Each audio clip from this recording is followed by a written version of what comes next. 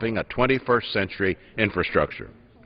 Rather than cutting funds for high-speed rail, we should be investing further in a high-speed rail network that will enhance our nation's overall transportation system, moving us forward the way the highway system drove us forward in the mid-20th century. Madam Chairman, I yield back the balance of my time. Gentleman yields back. For what purposes? The gentlelady from New York rise. I rise to strike the last word. Gentlelady is recognized for 5 minutes. Okay. Madam Speaker, I rise in strong opposition to an offset included in this bill that would rescind all unobligated high-speed rail funding. I support the gentleman from New Jersey's efforts to address flood, but it should not be taken from such an important investment in the economic strength of our country. It is also an investment in moving us to energy independence. And I would like to address my comments particularly to the Northeast Corridor, and that is the corridor between New York and Washington and New York and Boston. This corridor is the most heavily traveled, not only in the United States, but probably in the world.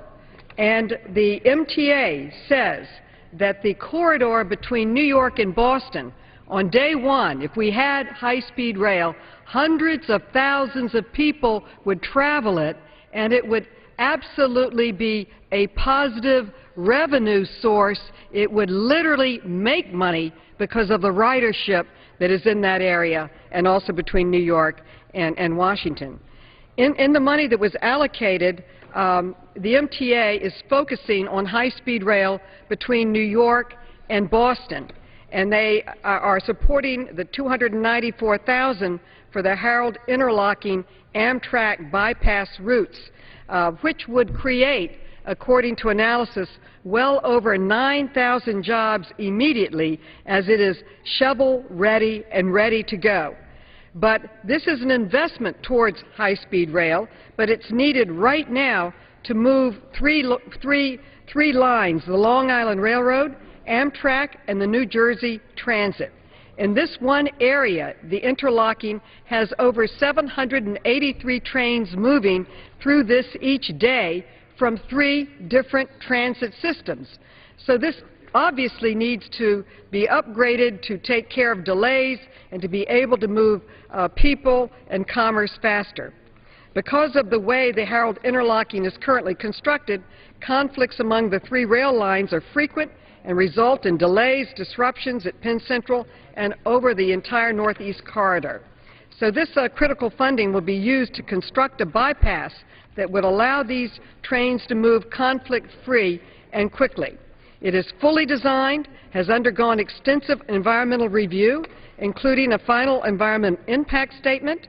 This project is shovel-ready and will be completed, if not interrupted by this action on the floor, by 2017, and will very importantly move us towards high-speed rail between 2 of the major commerce centers in our country, between Boston and New York. It would literally make money. To rescind this money would be penny-wise, pound-foolish, and would move us backwards.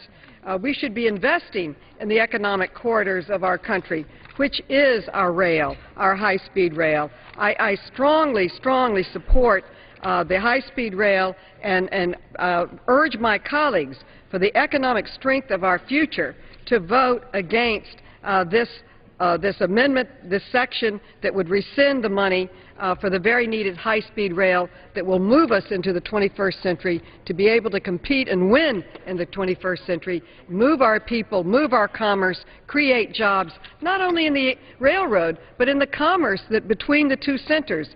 We cannot afford to fall behind in our transportation system. It's one of the things that made this country great. It is an important investment. It is an investment that would literally make money in the Northeast Corridor, and it would be absolutely tremendously foolish to rescind this investment towards the economic future of our country. I yield back the balance of my time. For what purpose does the gentlelady from Missouri rise? Move to strike the last word. Gentlelady is recognized for 5 minutes. Thank you, Madam Chairman.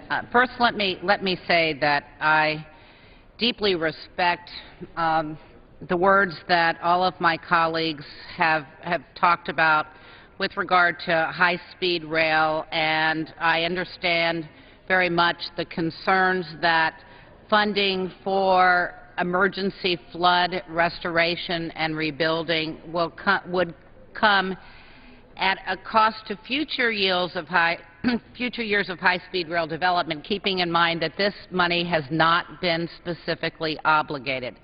But first, let me talk about the flooding that's come starting in North Dakota, going all the way down to Louisiana, down the entire Missouri River system and the entire Mississippi River system. We're talking about more than 1/3 of the entire watershed of the United States of America. We are talking about farmers. We're talking about the people who work for the farmers. We're talking about the hardware stores and the implement dealers and all of the communities that have been devastated by flooding, and these folks have no recourse.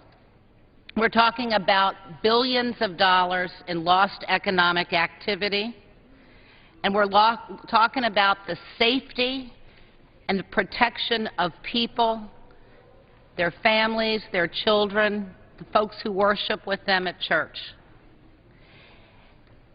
If we don't have the emergency ability to make it possible for these people to regain their lives and their livelihoods, then we're talking about billions of dollars of lost economic activity for this country.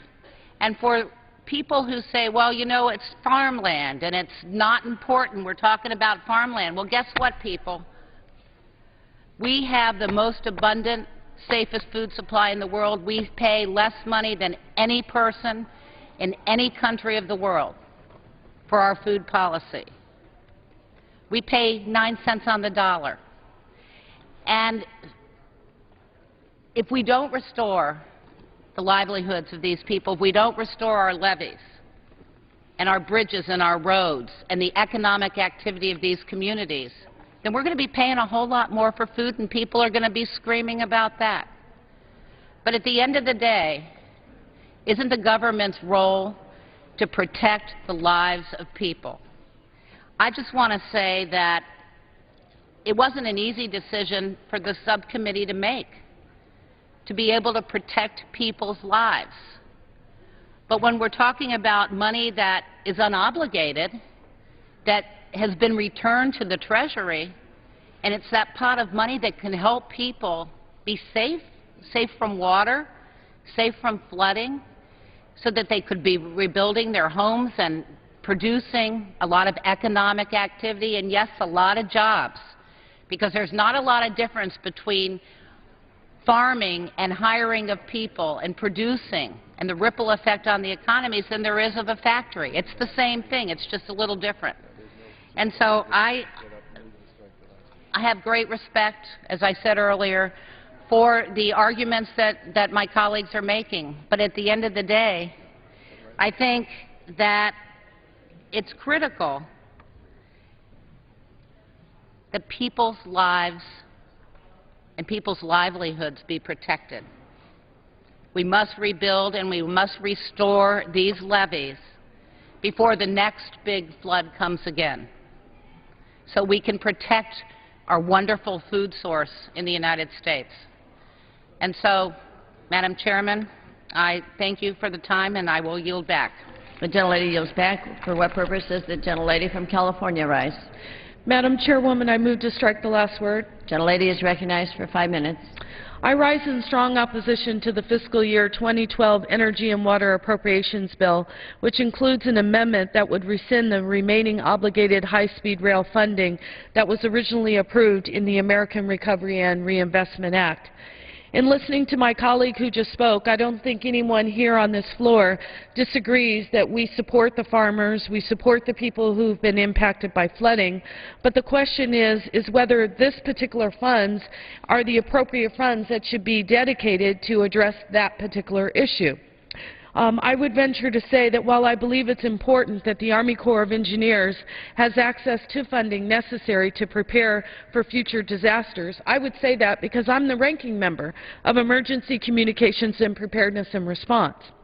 But when you consider our long overdue efforts to be able to develop a high-speed rail network that would create jobs and bring rail infrastructure into the 20th century for the United States, that also is a priority as well. I'm proud to be Vice Chair of the bicameral High-Speed Rail and Intercity Passenger Rail Caucus, and I'm glad that we're working to increase the visibility on this issue. I've long fought for bringing transportation systems into the 21st century. After all, that's important to Americans' lives as well, because if we're not able to traverse from one side of the country to the other, if we're not able to do it in an efficient manner, eventually we will also find ourselves without more jobs and without being able to have appropriate living conditions. When you consider that high-speed rail pays for itself, significantly reducing $700 billion a year of oil purchase that could be dealt with regarding our trade deficit. High-speed rail pays for and saves lives. We're talking about lives. What about the 43,000 Americans who die each year in car accidents? What happens when we talk about that high-speed rail pays for its efficiency and mobility by being able to move people and goods without delay and waste? And also when you consider that high-speed rail pays for by improving air quality, which also helps and saves lives. 13 countries around the world are investing hundreds of billions of dollars into their systems, and for years the United States has failed to keep up. Finally, we have an administration that is actually focused on this issue and has made a commitment to this funding.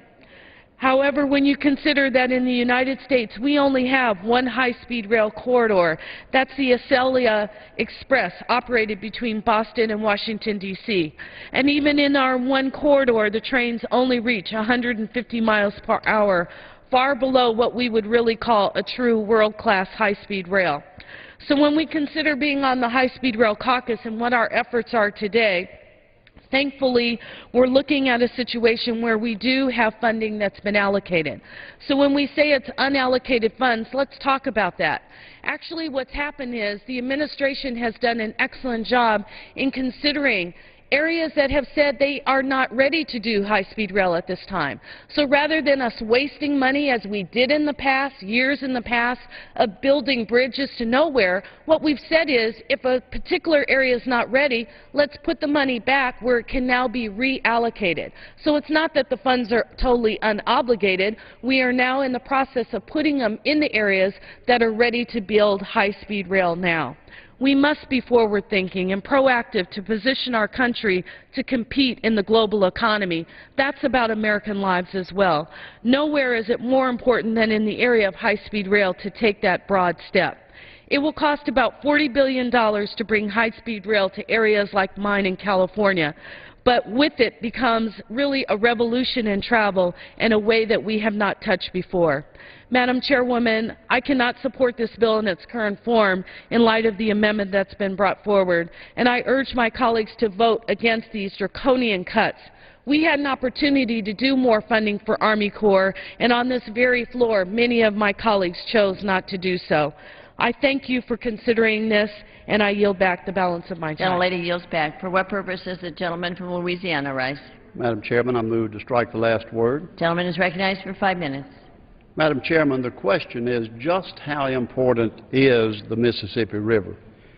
The Mississippi River system connects approximately 30 states in our nation's heartland with the international markets.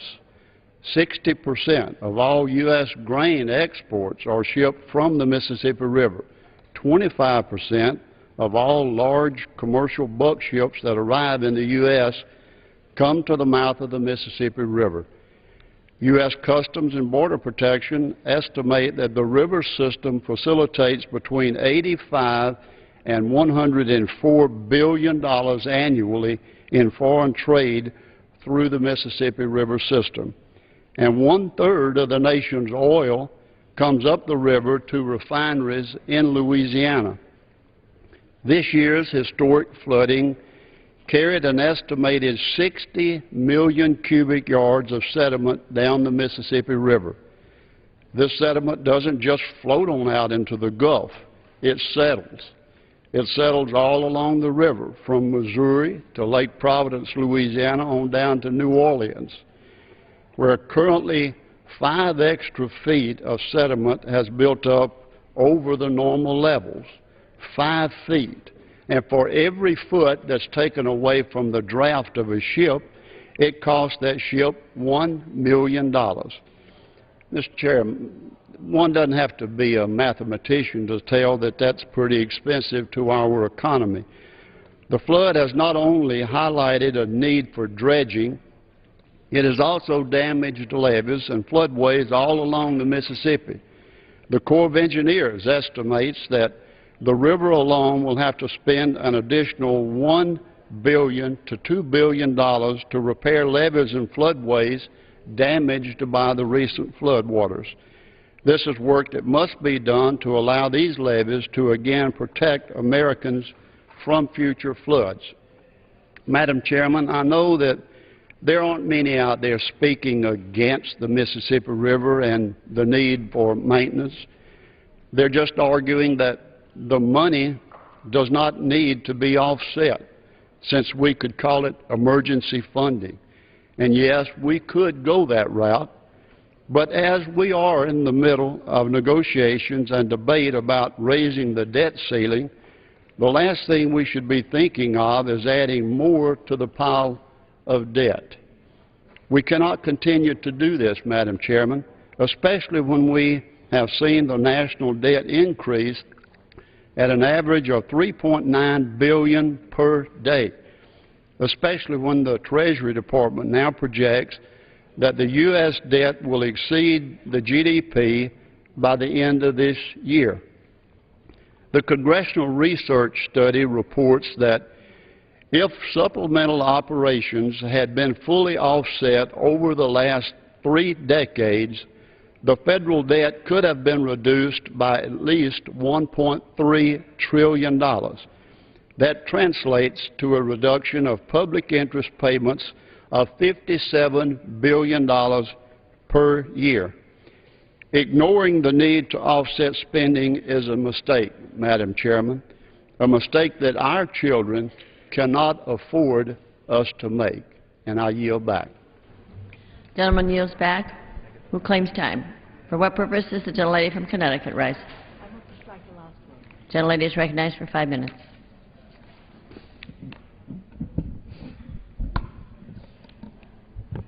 Madam Speaker, included amongst the multitude of misguided policies in this bill the Republican majority has on the floor today is the rescinding of high-speed rail funds that would otherwise create good middle-class jobs, strengthen our economy, allow us to build the 21st century infrastructure that we need to compete with the other economic power centers around the world.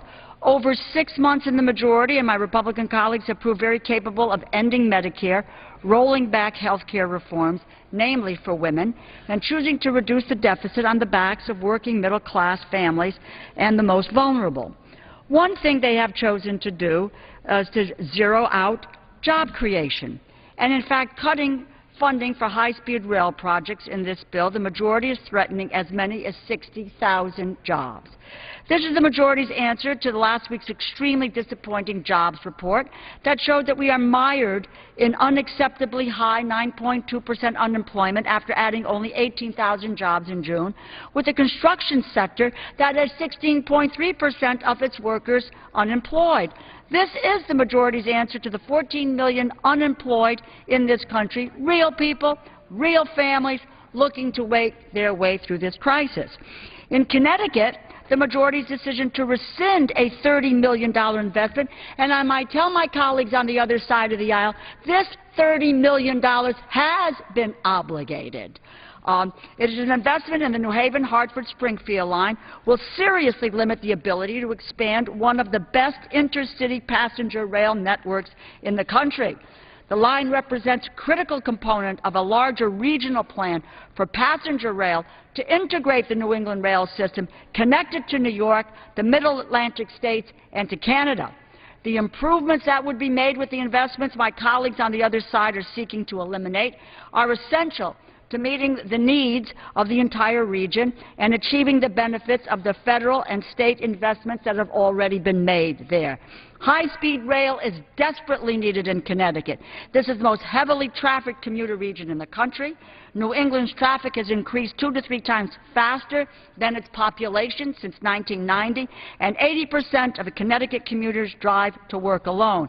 When it's completed, the line is expected to reduce the number of vehicles on the road by approximately 4,000 cars a day, saving 1 billion gallons of fossil fuel a year and reducing carbon emissions over that time by 10,000 tons.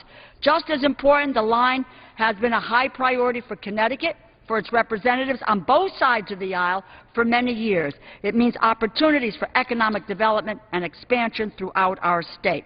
But expanding the economy, creating jobs, is simply not a priority for the majority. They appear perfectly content to allow us to fall behind our global competitors like China with its plan to invest $1 trillion in high-speed rail, highways, and other infrastructure in 5 years. And the short-sightedness is further exemplified by what has been put forward this week in a $230 billion 6-year surface transportation bill that the U.S. Chamber of Commerce calls unacceptable, as the cuts will destroy rather than support existing jobs, which would be devastating to construction and related industries, leading to a less competitive economy and a drag on the GDP due to underperforming infrastructure. Now, I want to say to my colleagues on the other side of the aisle, I have a great appreciation for disaster assistance, a great appreciation for the commercial value of the Mississippi River. I'm there. I've been there for disaster assistance. Now, if you don't want to do an emergency declaration, then let me tell you where you can get some of the money from in order to do this. $40 billion to the oil industry every year in a tax subsidy. Nobody here believes that they are suffering as the farmers in our country are suffering. They don't need money for the levees. They don't need any money at all. But no, the other side doesn't want to take any money from that $41 billion to do something about those who are suffering in these states due to natural disaster. Or what about the $8 billion we provide to multinational corporations to take their jobs overseas? Let's take that money and use it for the people of this great nation who are in difficult straits, difficult times, and their jobs, yes, and their levees need to be dredged. Let's get that money to the Army Corps of Engineers. And finally, we support Brazilian cotton farmers. We give them $147 million every single year. I suggest we take that money from the Brazilian cotton farmers and spend it on the folks in our country who are in desperate need. Don't take it from high-speed rail. Don't commit us to planned obsolescence. For what purpose does the gentleman from Missouri rise? Madam Chair, I move to strike the last word. The gentleman is recognized for 5 minutes. Thank you, Madam Chair. I'd like to congratulate the Appropriations Committee on and the chairman for their fine work on making some difficult choices. Obviously, our budget times are tight, and we have to prioritize our spending. And we have some emergencies here in this country which are abnormal, extremely abnormal from the standpoint that our weather patterns have changed dramatically this past year, and as a result, we have a lot of our citizens that are really suffering right now. And in my district, I have the Mississippi River along one side, have the Missouri River running through the area as well, so both of those have been dramatically impacted by the massive rainstorms that have run through the area, as well as some of the tornadoes that have gone through the area as well. And so I want to put a face on some of this for just a moment. You know, we have today a number of farmers who no longer can drive to their homes. They have to take a boat to their homes. They have 5 feet of water. Some of them are looking at the roofs instead of their homes, and their crops are gone. And when they're gone, whenever a flood occurs, it doesn't just occur and wipe out that year's crops. Quite oftentimes it takes 2 or 3 or 4 years, and sometimes the ground is damaged to the point where it can never be reclaimed. the gentlelady from the southeast portion of our state. Some of her area that was devastated by some of the levees that was blown up, those croplands may never return to fertile ground because of what's happened. And again, people say, well, it's just farmland. No, it's not. This is the business of farming. These people, this is their business location. And if you look at their farms, they're not just land that's laying out there. They have irrigation systems. They have thousands and thousands and thousands of dollars in irrigation systems and the berms and the ground that's been cultivated and excavated in a way that it can utilize all the waters that they irrigate with or whatever. So they have a huge investment in this property. It's not just land. It's a huge investment in their business. And so we're interested in continuing to help those folks rebuild those levees, rebuild their lives, rebuild their businesses, because this is what they're about. You know, one of the things that's happened in my area right now is with basically a tsunami coming down the Missouri River Basin. In Montana, they had an unusual amount of snow that fell this year, a late snow melt, and then on top of that, they had a whole year's worth of rain in a 2-week period, and we have literally a tsunami coming down the Missouri River Basin. Fortunately, we had a flood control set of dams in there that have minimized it, but even at that, this is a 100 to 500-year flood that is devastating everything in its path. And so those folks, in fact, right now, we have a system, from Kansas City on north, there's a single private levee that is either breached or topped. Let me repeat that. There's a single private levee north of Kansas City that is not breached or topped. That's how severe, how devastating this situation is this year. And we start talking about the uses of the river. It's important to note that barge traffic on rivers, the gentleman from Louisiana a moment ago talked about the usage of how much corn and grain goes up and down the Mississippi. The normal barge can carry 900 trailer loads of grain. 900 trailer loads of grain. Think of all the vehicles we're taking off the roads. Think of the environmental impact of none of those vehicles being on the road. It's very significant. And yet, in our area, the Missouri River is being underutilized because of some of the new mandates that are being put on it by different bureaucrats here in D.C. with regards to trying to worry about a fish or a bird that lives along the shore and or for recreational purposes. So we have some interesting debates going on right now. Those we'll decide at a later date. But the problem we're facing today is the devastation that it's had to life and property and the safety of those. And we believe that these funds are necessary for people to recover from this devastation that's occurred.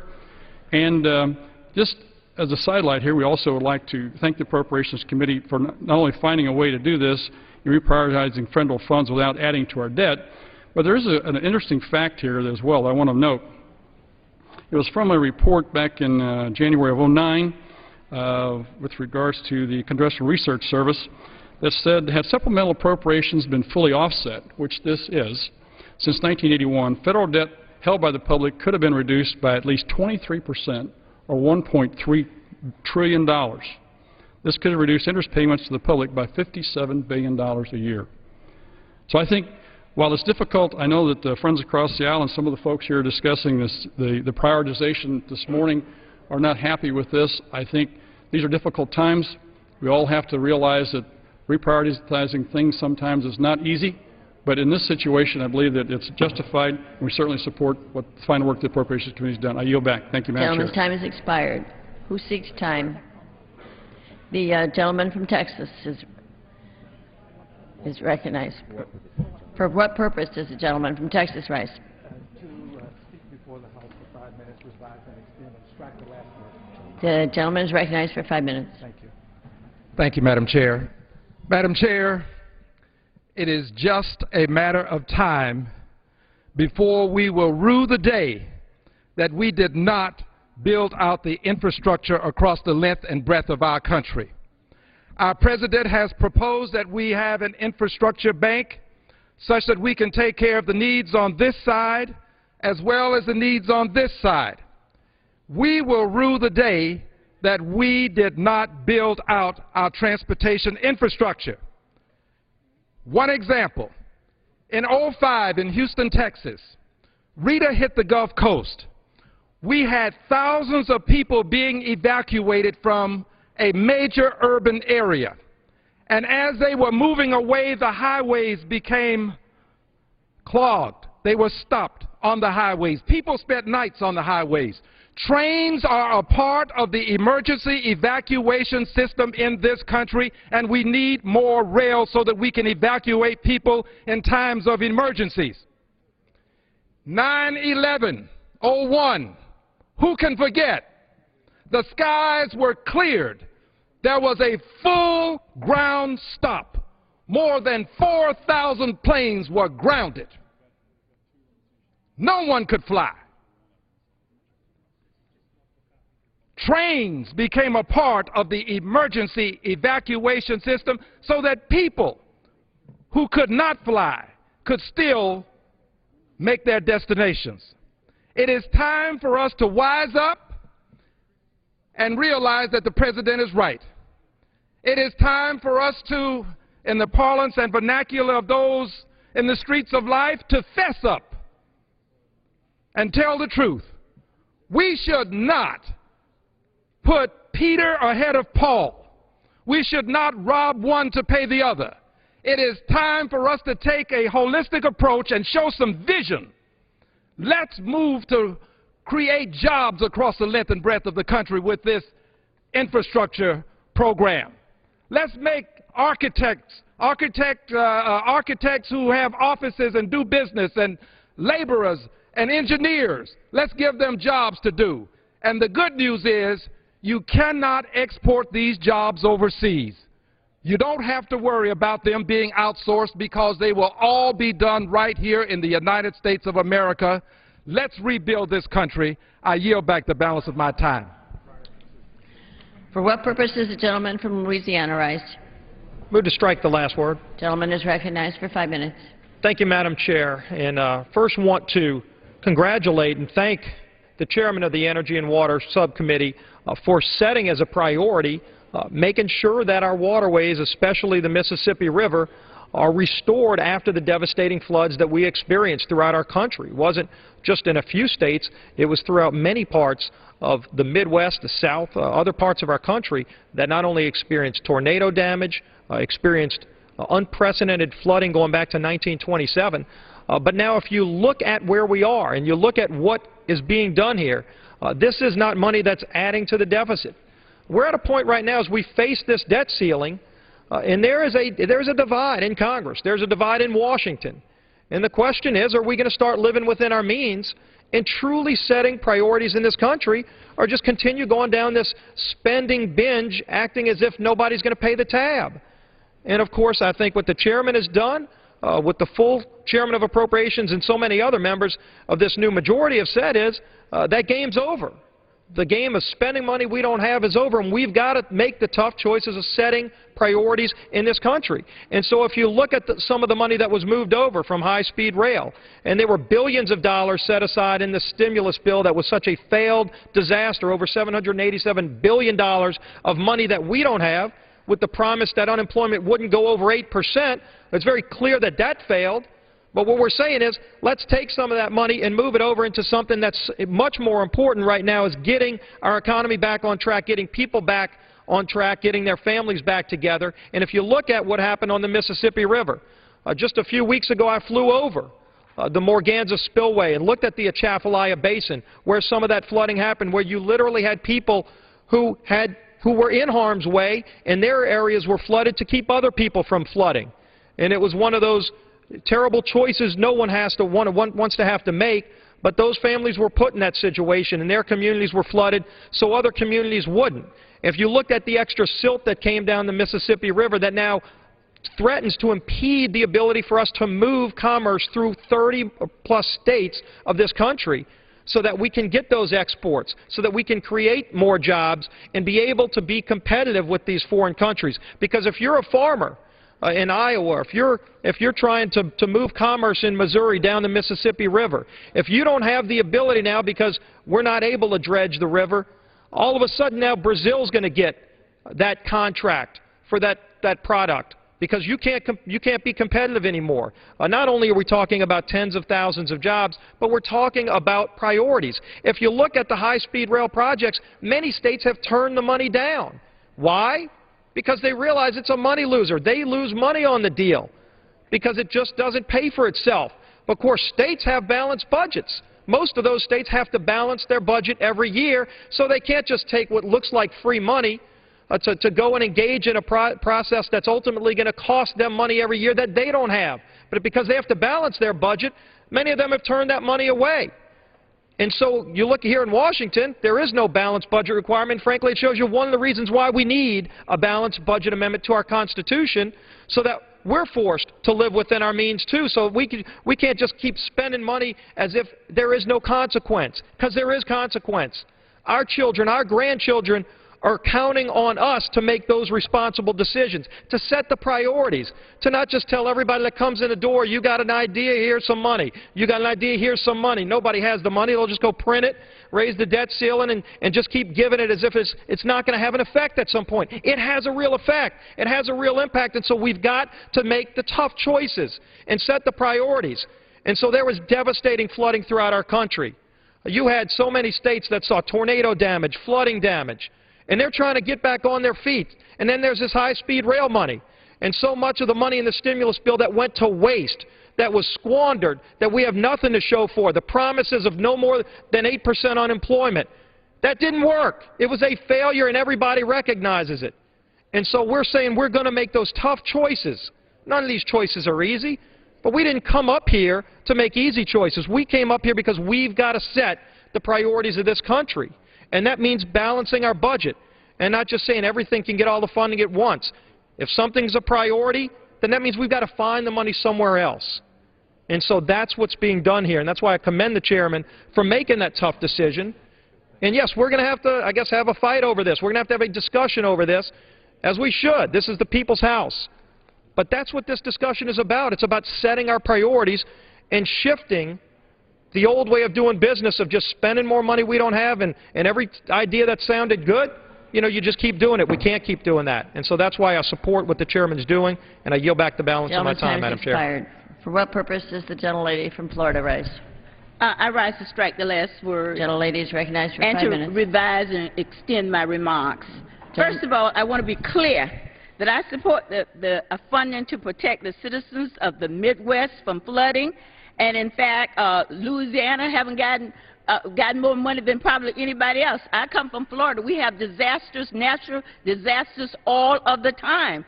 But the reason there is no funding for flood protection is because the Republican leadership cut the funding and the Republican members supported it. Let me be clear.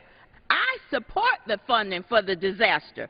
As a ranking member of the Transportation Subcommittee on Rail, I find that this funding cuts, which would block all of the remaining unobligated high-speed rail funding approved by the economic stimulus, is entirely unacceptable. And I am sick and tired of members coming to the floor saying that the stimulus money was a disaster.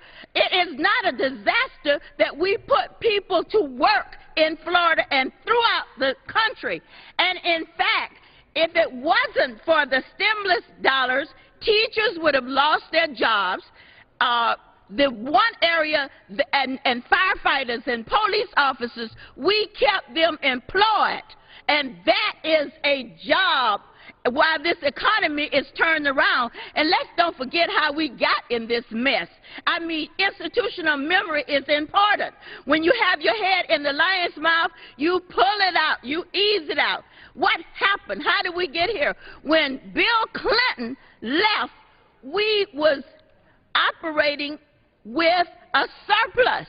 But we had 8 years of Bush and 2 wars. And you think this mess started 18 months ago? No, it did not.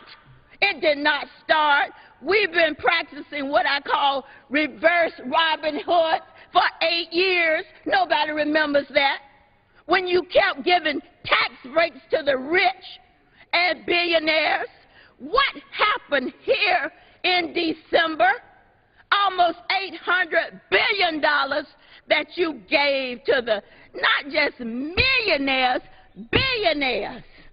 And yet you come up saying in June and April, we can't send the pension checks. Yeah, we're spending money up here, but it's the priorities that you have.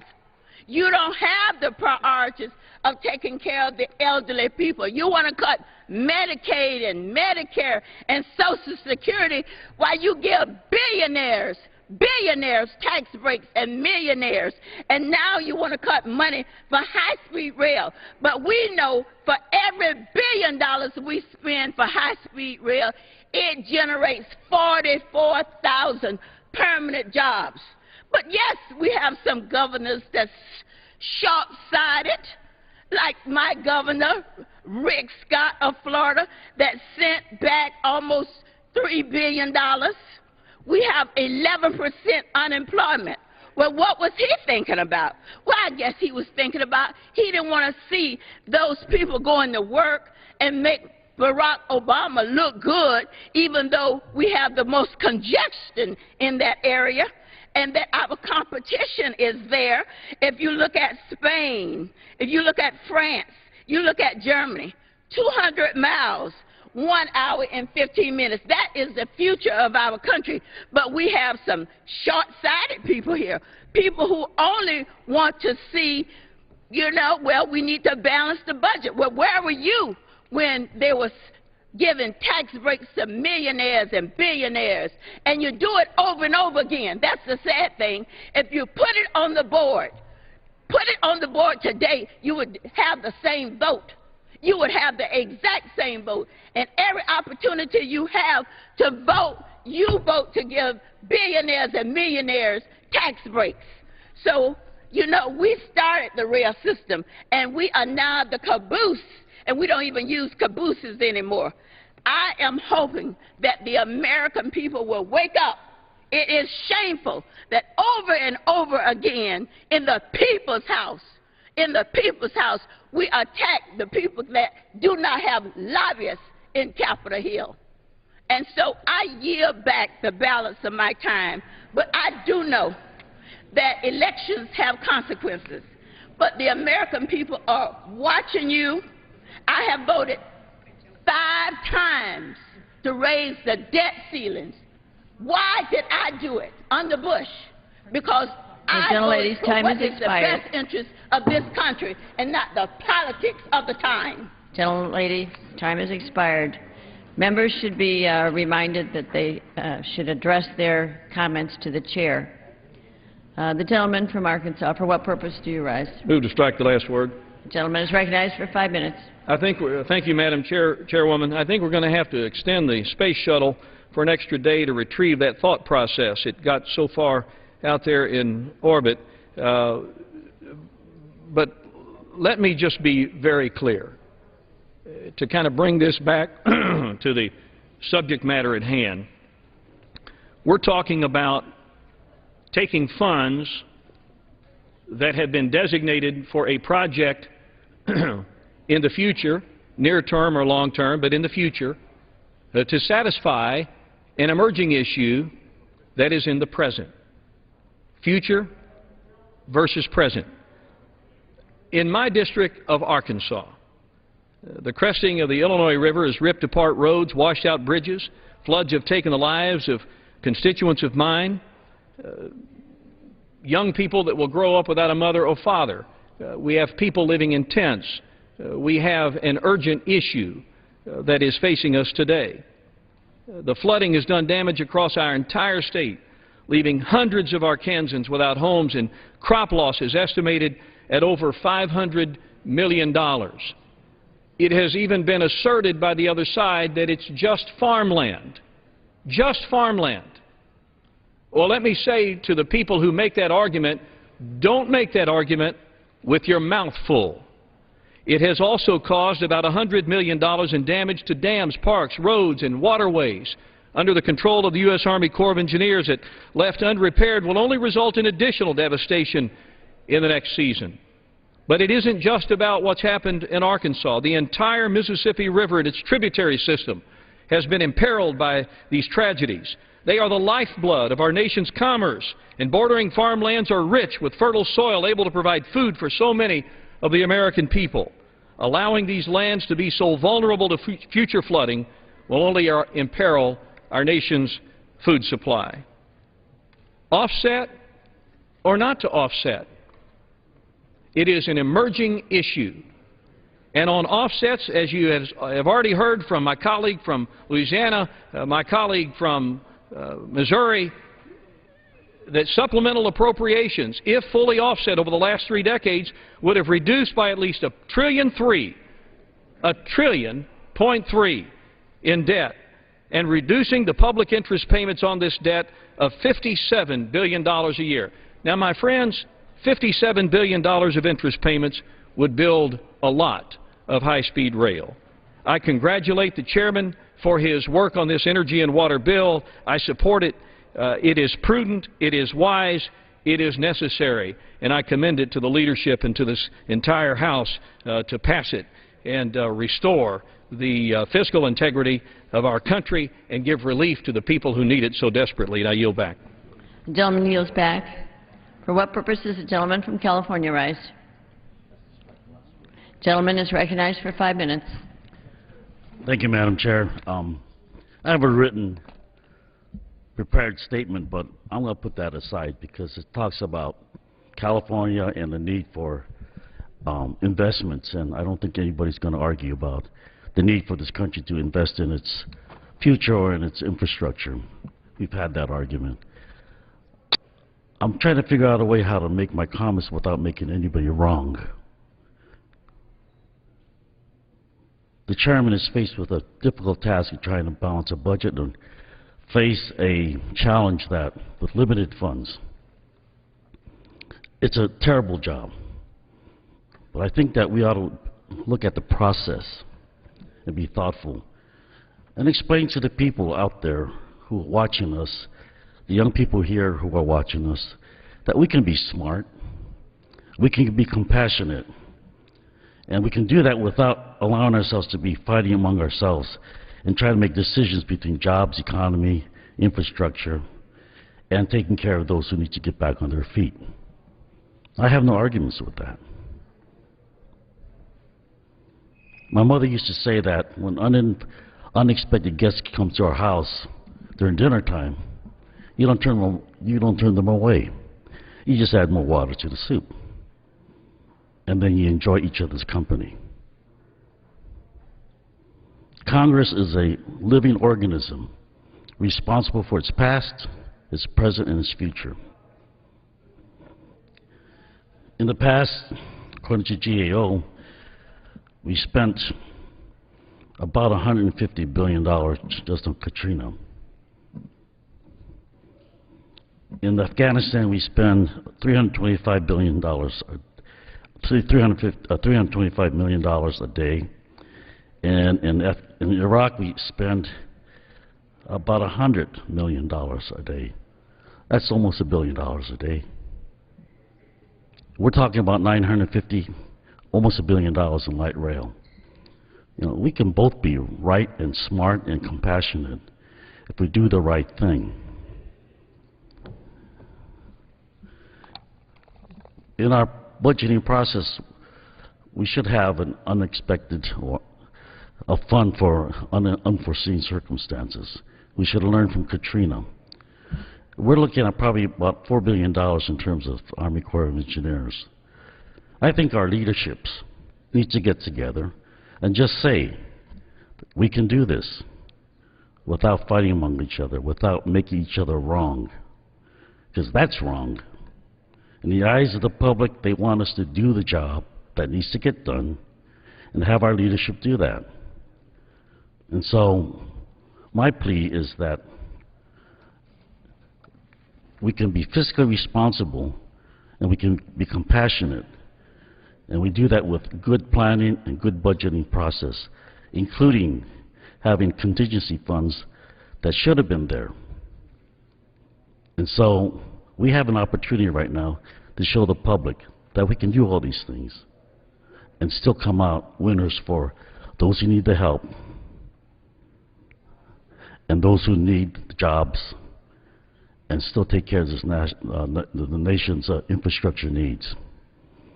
That's what America's all about. It's a can-do spirit without having to fight within our own families. I yield back. Gentleman yields back. For what purpose does the gentleman from Mississippi rise? Strike the last word. Gentleman is recognized for 5 minutes. Thank you, Madam Chairman. I want to thank Subcommittee Chairman and the Committee Chairman for bringing this bill forward in the way that they've done it. Particularly want to thank them for the fact that this bill provides $1 billion in emergency funding for the Army Corps of Engineers to repair damages caused by recent storms and floods and to prepare for future disaster events. This funding is offset by rescissions of the remaining emergency high-speed rail funding that was originally allocated in the stimulus bill. Now, our friends on the other side have told us they're not opposed to the emergency funding because of the storms and floods. They just don't like the offset. In fact, I've heard it said, you know, we've always done it this way. When an emergency comes up, when a disaster occurs, we've always just funded it without a spending offset. Madam Chairman, on April the 26th, 2011, the people of Smithville, Mississippi had hopes, they had dreams, and they had plans. And some of those plans were budgetary and financial. But on April the 27th, at approximately 3 p.m., those plans changed. They changed drastically when a historically devastating storm swept through the southeast. Smithville, Mississippi was struck by an EF5 tornado and literally wiped off the face of the earth. Let me make it quite clear. The people of Smithville are very grateful for the outpouring of supplies, of materials, of food that have come from around the nation. They're grateful for the outpouring of help that have come from the various agencies of federal and state government. But those same people have also redirected plans and priorities in their own lives. They didn't proceed forward with the plans that they had the day before. And, Madam Chairman, if the men and women in Smithville, Mississippi, many of whom are living in trailers, many of whom have seen their lives disrupted and houses destroyed, if they are making the difficult choices in their own lives, they have every reason to expect their government to do the exact same thing. That's the basis for budgeting. Deciding how to allocate available resources for both planned and unplanned events. But they continue to say, but we've never done it that way. Madam Chairman, if over the past 3 decades, if we'd had leadership in this body, like the leader of this subcommittee and the chairman of the committee, and had done it the way that they're doing today, our national debt would be at least $1.3 trillion lower, and we would not even be in this debate about considering to raise it. I want to thank the chairman for their leadership and commend passage of this bill. I yield back the balance of my time. For what purpose does the gentleman from California rise? Madam Chairwoman, I move to strike the last word. The gentleman is recognized for 5 minutes. Madam Chairwoman, I rise in opposition to the underlying bill and the provision in this bill that I think is simply plain highway robbery, plain and simple. Once again, my friends on the other side of the aisle are ignoring an opportunity to invest in our infrastructure, to create more jobs, and to build a modern 21st century system of transportation that utilizes our highways, our air transportation system, and yes, our rail in the state of high-speed rail systems that are a part of America's future. Now, I support, like I think the majority of my colleagues do, providing the funding for the Mississippi Delta. We should and we must, as we have with every area that has experienced a disaster over the history of our nation. But there are other ways to provide that funding. In May of this year, Secretary Ray LaHood, a colleague of ours, a Republican, announced that $368 million of our tax dollars would go to California to invest in the San Joaquin Valley to construct the nation's first true state-of-the-art high-speed rail system. It's a system in California that the people support. In 2008, Californians went to the polls and voted overwhelmingly for a $9 billion bond measure to construct high-speed rail that will create hundreds and thousands of jobs throughout the state and create economic opportunities not only in the San Joaquin Valley but throughout California. But this provision steals that money and the promise of new jobs right from the hands of the people that it's intended to benefit. The Great Recession hit my region of the country probably harder than almost any other place in America, with double-digit unemployment levels that exceed 20%. Too many people can't find jobs to keep a roof over their head or to afford a decent, healthy diet. But at a time where everyone in Washington says we should be focused on job creation, this provision is the only one I can see that's about job destruction. High-speed rail will create over 600,000 construction jobs over the life of the project over the next 10 to 20 years in California. But this provision says no. High-speed rail will create 450,000 permanent jobs over the next 25 years. But this provision just says no.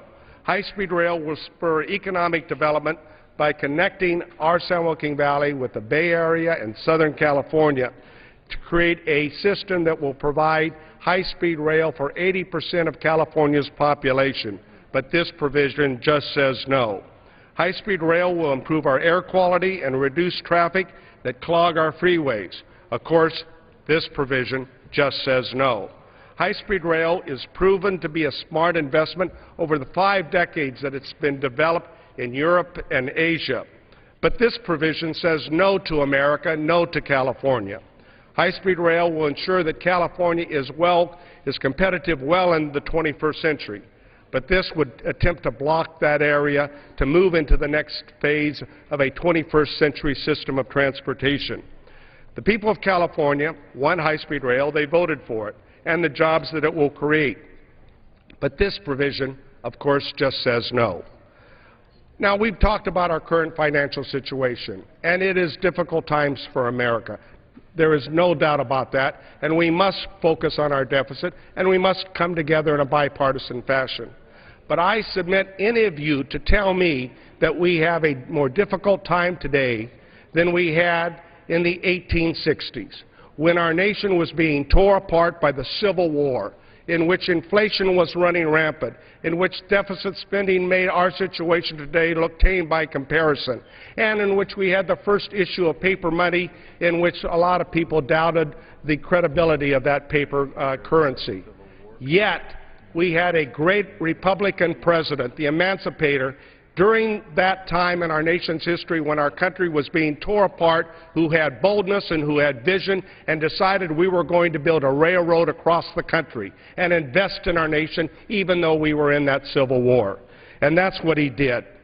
So this provision attempts to take on an effort, notwithstanding the difficult financial challenges that we have, but to, in essence, say what President Lincoln said in the 1860s, we can do better.